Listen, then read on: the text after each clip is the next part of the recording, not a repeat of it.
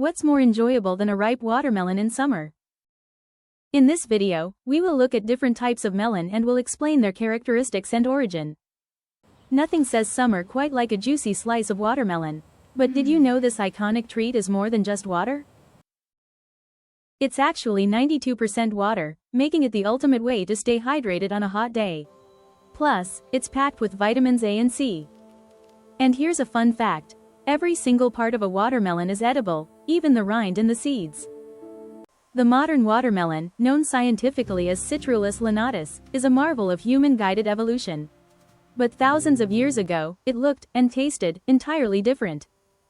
Genetic sequencing points to northeastern Africa, specifically the Kordofan melon of Sudan, as the closest wild ancestor. Ancient wild melons were small, hard, pale green, and incredibly bitter due to compounds called cucurbitacins, which plants used to deter predators. Ancient cultures didn't cultivate them for sweetness, they grew them as living water bottles that could store moisture for months. Over millennia, selective breeding suppressed the bitter genes and amplified lycopene, the powerful antioxidant pigment responsible for that iconic bright red interior. Today, agricultural science splits domestic watermelons into thousands of varieties across four main groups: picnic types, icebox types meant for smaller refrigerators, yellow-fleshed varieties, and seedless variants. And how do we get seedless melons? Through botanical manipulation. Breeders cross a normal diploid plant with a chemically induced tetraploid plant.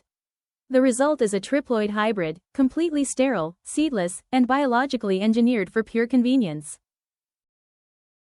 It's a staple of fruit salads, but scientifically speaking, the cantaloupe you buy at the grocery store is living a lie. Welcome to the complex world of Cucumis melo. Domestication of the muskmelon began thousands of years ago, likely stretching from South Asia to East Africa. Wild ancient melons were small, lacked sweetness, and were often consumed more like cucumbers. Here's the scientific twist. True cantaloupes, Cucumis melo cantaloupensis, have a hard, deeply ribbed, smooth rind and are mostly grown in Europe. The melon with the corky, web-like skin we eat in North America is actually a reticulated muskmelon. That vibrant orange color is a massive giveaway of its nutritional chemistry. It's packed with beta-carotene, a carotenoid pigment that our bodies convert into vitamin A. In fact, cantaloupe contains nearly 30 times more beta-carotene than mangoes. As it ripens, the melon undergoes a burst of cellular respiration, releasing volatile organic compounds called esters. This is why the best biological indicator of a sweet, perfectly mature muskmelon isn't its color or its thud, it's that distinctly fragrant, sweet aroma at the stem. It's smooth, pale, and often misunderstood. But biologically, the honeydew melon is a stealthy powerhouse of sweetness. Meet Cucumis melo variety inodorus. While it shares the exact same parent species as the rugged cantaloupe, the honeydew evolved along a different path. Cultivated by ancient Egyptians and later revered by Roman emperors, it earned its variety name, inodorus, because it lacks the heavy aroma of its muskmelon cousins. What it lacks in scent, it makes up for in chemistry. Honeydew has one of the highest sugar contents of any melon. As it matures on the vine, it converts starches into sucrose, glucose, and fructose, packing them into its cellular vacuoles. But here is the trickiest part of its biology. Unlike cantaloupes, honeydew is mostly non-climacteric. That means once it's picked from the vine, its sugar production stops completely. It can soften on your kitchen counter, but it will never get any sweeter. So how do you spot a biologically perfect one? Look past the green. A ripe honeydew develops a slightly waxy texture on its skin and shifts from stark white to a warm, creamy matte yellow. It's not just fruit, it's a masterclass in botanical sugar storage. Now, if you take that exact same scientific variety, inodorus, and swap its pale green rind for a shock of brilliant yellow, you get its closest genetic sibling, the canary melon. Named for the bright bird it mimics, the canary melon shares the honeydew's non-climacteric trait, meaning it stops sweetening the second it leaves the vine.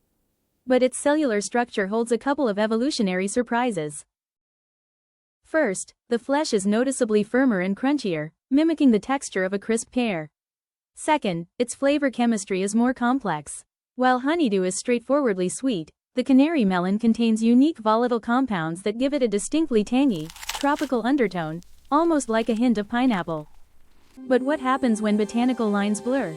Enter the Gallia melon, a modern, intentional hybrid engineered in Israel during the 1970s. Gallia is a direct cross between a reticulated muskmelon and a honeydew. It physically inherits the best of both worlds, the rough, webbed exterior of a cantaloupe, but with the smooth, pale green, ultra-sweet flesh of a honeydew inside. Biologically, it behaves like a muskmelon, meaning it is climacteric. Unlike the honeydew or canary, a Gallia will continue to ripen and dramatically increase its aromatic esters after harvest, signaling its peak sweetness with an intense, perfume-like fragrance. So, from bitter African wild water bottles to engineered sterile hybrids, distinct regional cultivars, and mid-century laboratory crosses, the melon family isn't just a refreshing summer snack. It's a thousands of years old masterclass in agricultural science and human-guided evolution. Which one are you slicing up next? Thanks a lot for watching this video. If you'd like to watch other amusing scientific videos by our channel, don't forget to subscribe and hit the bell.